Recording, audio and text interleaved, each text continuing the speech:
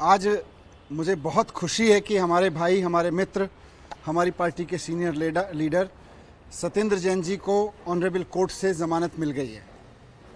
सत्येंद्र जैन जी इस देश में मोहल्ला क्लिनिक की क्रांति के जनक हैं।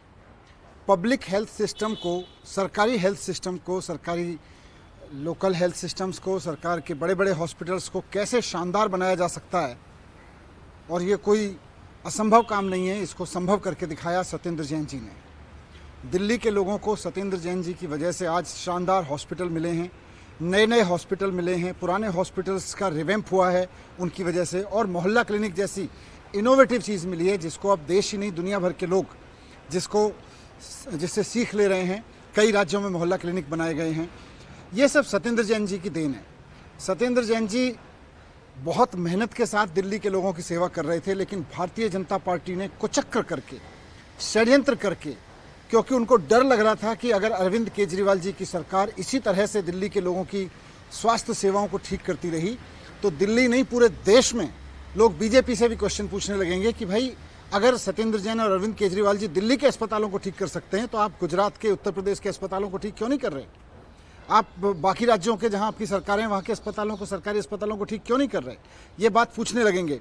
इसलिए सत्येंद्र जैन जी को गिरफ्तार किया गया। कुछ नहीं मिला उनके खिलाफ, तो 4-4 बार उनके घर पे ईडी की रेड की, भारतीय जनता पार्टी ने ईडी की रेड कराई उनके घर पे, लेकिन उसके बावजूद उनके घर से एक पैसा नहीं मिला, एक कागज नहीं मिला।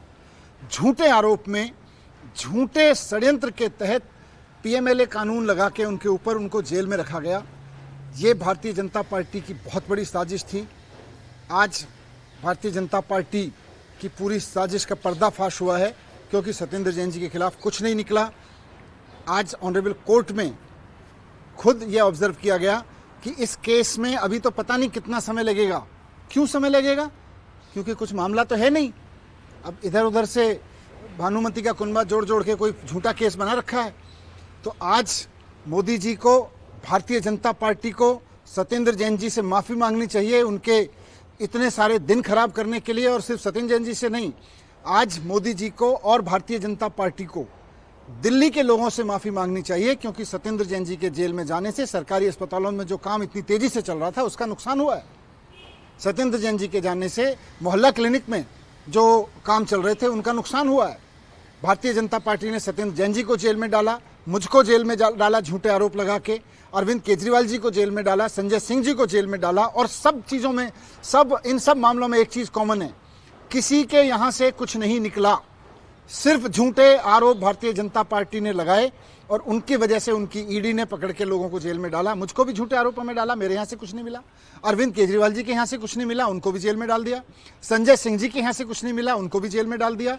सत्येंद्र जैन जी के यहाँ से कुछ नहीं मिला, उनको भी जेल में डाल के रखा इतने लंबे समय तक। केवल एक ही मकसद था, दिल्ली के लोगों के काम रोकना।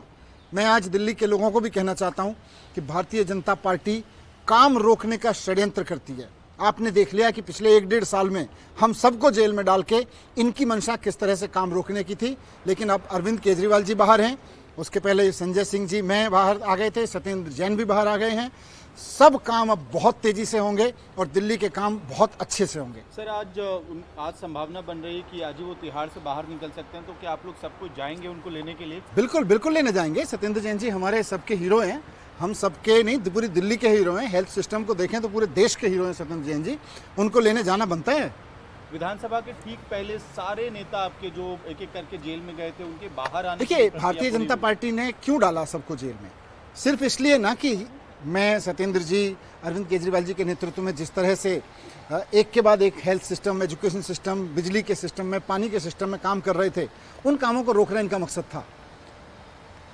कुछ समय के लिए काम रोके, लेकिन इनकी साजिशें नाकाम हो रही हैं।